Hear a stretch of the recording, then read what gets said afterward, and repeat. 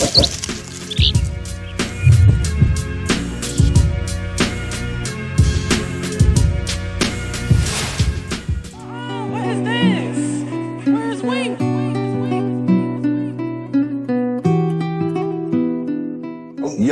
it's your boy Cash on Naval, and it's another episode of Stirrin the Stu, brought to you by It's Mighty Productions in collaboration with Cook Cabin ATL. Tonight we have my main man, Ill Wink. What's happening, y'all? What's going on? What's good, bro? On the daps, I see. Yeah, you know, we out here, bro. Wink, man, tell them how you came up with your name, man. Really, bro, it's a legacy thing, for real. Okay. That's my pops. This actually who's on the shirt here. God rest his soul, passed away from cancer back in 2002. I lost about my pops to cancer too, Heard it, bro. Sorry so it's just that. like, but that inspired me heavily, and I can imagine it probably did the same for you, you know 100%. what I mean? So it's just like, he was Wink.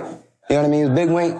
I was running around, they called me Lil Wink. Yeah. And I was calling myself Lil Wink for a minute, all the way up into high school and I've been making beats for a minute. We'll get into that. But then somebody asked me, he was like, yo, Ill Wink, you been making any beats lately? And I was just like, it was Lil Wink. I was about ready to correct him, but I was just like, Ill Wink's tough. You feel me? Ill Wink's hard. It was an accident, but it was hard. And I'm like, fuck it, because everybody is backwards. Cause you put the I in front of the L's. You put the I in front of the L's, you feel me? And then, a few years later, it's Lil Yachty and Lil Uzi and Lil Nigga and Lil whatever, you feel me? So it's just like, I'm ill, so I'm not a Lil, but even though, like, everybody's calling me Lil Wink because I'm only like 5'6", and it's like, fuck you, but it's all right.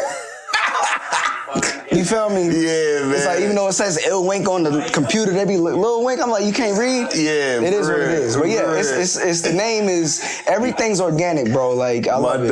My dog, man. Tell them how long you've been doing this, man, and what inspired you to become a producer, a DJ, an engineer as well, yeah. I mean, a curator. Yeah, and I've just been dabbling in directing too, low key, like. Okay, but director too. Don't forget that. It's I've always fucked with music. You know what I mean? My dad always was. That's one thing I remember from him. Like at a very young age, he was just playing music and stuff. Like just all, every producer say the music their parents listened to inspired them, and the same thing happened to me, right? 100%. And then my stepdad, when my mom finally got remarried.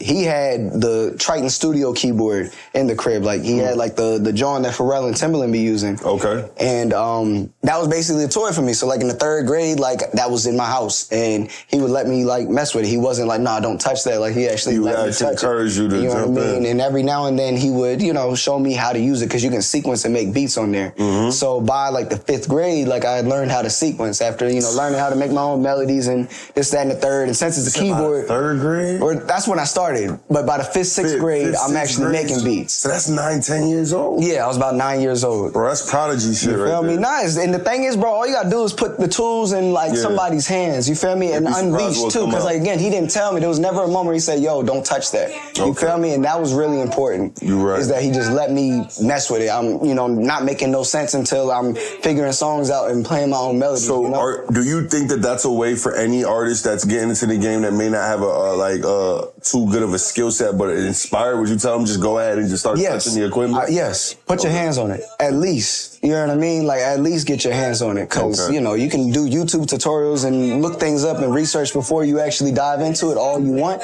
But, like, getting your hands on it, like, experience is the best teacher type shit. Real talk. So that's real. Absolutely. You know what's really crazy, man?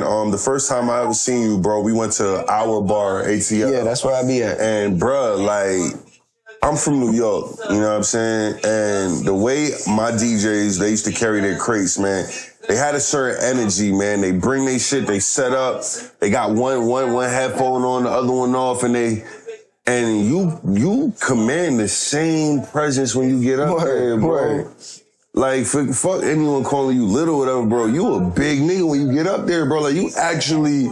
I thoroughly enjoyed your set. I appreciate that, though. Not only that, I appreciate the platform that you hand to other artists. I've seen the way you and Charlie have been working. Yeah. And you pretty much gave Charlie a home as soon as he came to Atlanta. Yeah. He was already rocking with us, but he was getting solidified in the grounds of the city through you getting out to perform at Our Bar. Yeah. What got you into hosting these shows at Our Bar, and why do you think community is so important? Well, it's like, before the pandemic happened, I was in the Poconos. So there's a lot of heads from PA that came down here. Okay. And like I knew Charles adjacent to somebody that I knew, my man's Adachi. Okay. And you know, we all kind of, I moved down here during the pandemic, and then everybody else kind of came down. But before the pandemic hit, we were, you know, I was at ESU, so we doing parties. I'm doing my own events all the time anyway. And I used to live with my man's Ja. He was the promoter, and he got himself tapped in with the Sherman Theater. So he's hosting shows, like when Lil Durk would come to town, P&B Rock, Pop Smoke came to town, like, and he's hosting those shows, and he would put me to like DJ, like the opening sets and like in between acts and stuff. I'm doing that. So like we have been doing that, and then we got into doing our own showcases. Pandemic happens, all that goes by the wayside. I'm losing bread just because I don't have a crowd, and I need a crowd as a DJ.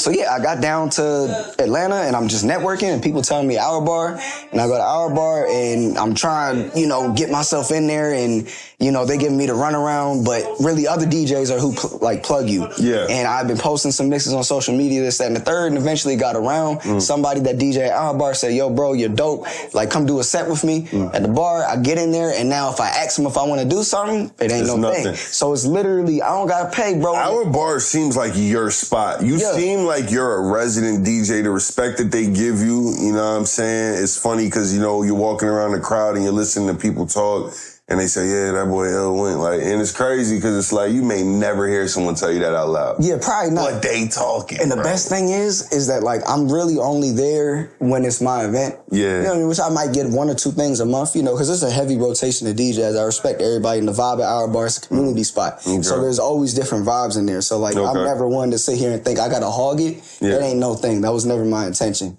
So the fact that like I gotta share in it, and it is kind of a family thing. It's pretty dope. And like, again, you talk about the energy when I go up, it's like, I'm one of the DJs, I don't really like to be on the microphone. I can talk. But like, when I'm playing, I'm really focused on that. And why you would say you enjoy my mix, there's probably, you don't even notice it, but like, I'm really focused on just making sure my transitions and the bounce and everything is just as seamless as possible, you know what I mean? So where it's just kind of flowing, you know?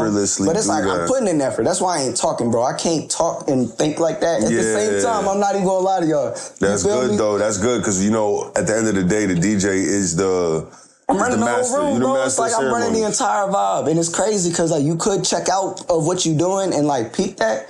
And it does get nerve-wracking at times. And there's times where like, you know, every DJ experiences it where like you're not necessarily feeling the room out. And it's like, yo, I can't get my finger on their pulse. And that's when it's just like all of a sudden it's not flowing no more. And you're just trying to pick a song and it's a little frantic. It's weird, bro. It's really a weird thing, but I think you're going to figure that part out because, like I said, I haven't witnessed that, and I've been to, a lot of times you couldn't tell if it was happening to me, but like, it'd be small shits. You just know, you know? And again, I've been doing this since 2018. Like, when I was at ESU and I started doing the parties and stuff, like, I ended up making so much money and then getting booked outside of the school, around the town and other places that, like, I looked at my bank account when I graduated and I'm like, I don't know. I don't got to go back to work. I can do this. I can do this. I can try this. You feel me? So like that's really what it was. And then I had the studio in the crib, the little Focusrite, and you know I'm just come through, record a session, $25 an hour. I love it. You know what I mean? So like it was just all working itself, and I was selling vintage clothes and stuff, thrifting heavy before the pandemic. So hold up, you into clothes too? Yeah, bro. Yeah. Bro, tell us just a brief before we wrap it up. Tell us a little bit about. No, you good. No, you in. But yeah, bro. I just got into thrifting. You know, like heavy into it. I was kind of like style and fashion, but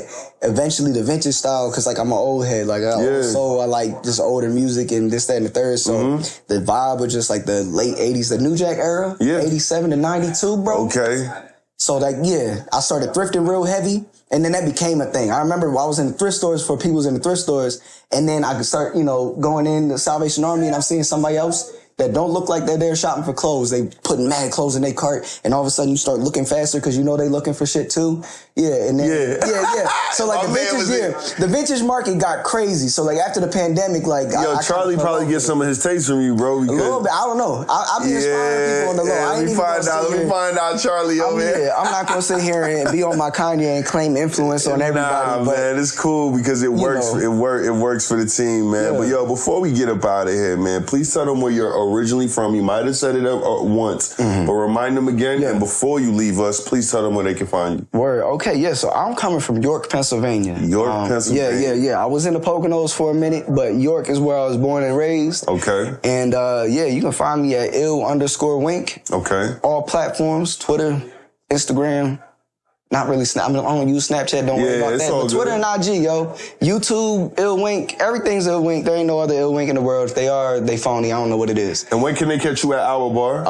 Actually, I'm gonna be there on the 31st. I don't know how recently, soon as it's coming out. And we're gonna be doing some more showcase. We actually just secured, when I pulled up, I was on the phone with Terry Skywalker, so we actually secured April 9th for a showcase at Bonfire. Yeah. So we're gonna be at Bonfire. Y'all stay April tuned, 9th. man. Yes, sir. My man Illwink got some stuff for y'all, man. Absolutely, bro. But yo, it's another episode of Stirrin the Stu, and we out. Peace, dog.